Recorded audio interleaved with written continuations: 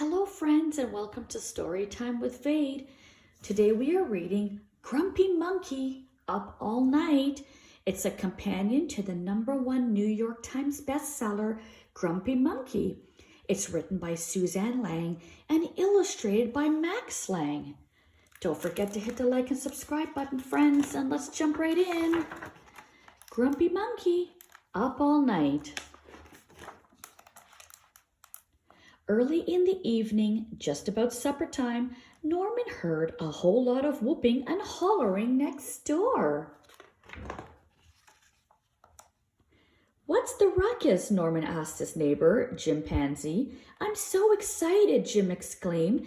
"I'm going to a sleepover at my parents' house. My whole family will be there, Mom, Dad, and my big sisters Anne and Nan." "Who's that?" asked Norman. "Oh yeah, my little brother Tim," grumbled Jim. "But never mind, it'll still be fun. Sleepovers are a good time," Norman agreed. Jim talked about all the great things he would do. "First we'll go termite fishing. Next we'll tell scary stories. Then we'll have a midnight feast and wash it down with some jungle punch." "I wouldn't drink punch too close to bedtime," Norman advised. "Bedtime?" I exclaimed Jim. "Nobody sleeps at a sleepover. We're going to stay up all night." "Sounds fun," said Norman. "Mind if I tag along?" A little later, they arrived at the tree where Jim's parents lived.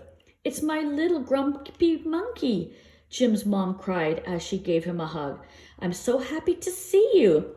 "Mom," moaned Jim, "I'm not little, and I'm not a monkey, I'm an ape." Jim's mom smiled and ruffled his fur. "But you sure are grumpy," she said.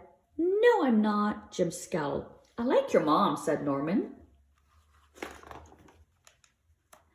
"No fair. You didn't say we could bring a friend," said a voice coming down the path. "Who's that?" asked Norman. "Tim!" exclaimed Jim's family. "I thought you said he was your little brother," said Norman. "I had a growth spurt," said Tim. "What should we do first?" asked Jim's mom. Everyone answered at once. "Termite fishing. Pick fleas off each other. Bob for mangoes." "I know," said Tim. "Measure each other to see who's tallest." "Maybe our guest should choose," suggested Jim's dad, turning to Norman. "It's a tough decision," said Norman. "It all sounds fun." "Don't worry," said Anne. "There'll be plenty of time to do everything because we're going to stay up all night," cheered Jim and his siblings. "I don't know," said Jim's mom. "Staying up all night could make for some very grumpy monkeys." And then the games began. Termite fishing, flea picking, bobbing for mangoes, scary stories. "It was a dark and stormy night," said Jim. Tim trembled.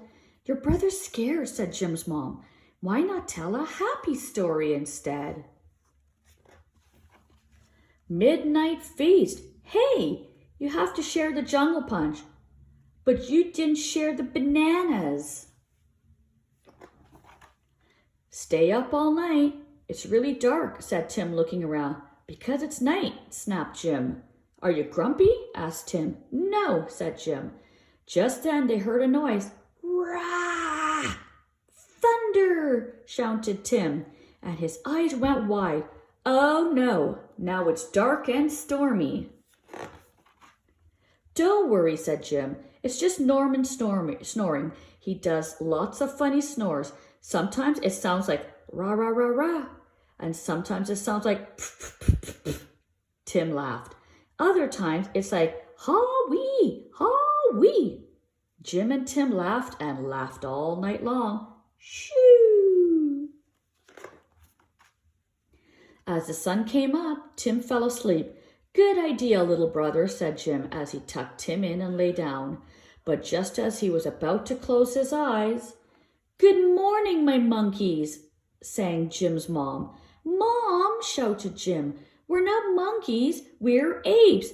I prefer gorilla, but yeah, ape works," said Norman. "Oh, Jim, I told you staying up all night would make you grumpy, said Jim's mom, ruffling his fur. I'm not. Bzzz. You'll always be my grumpy monkey, whispered Jim's mom. He fell asleep. I hope you enjoyed today's story, friends. Until next time, thanks for tuning in.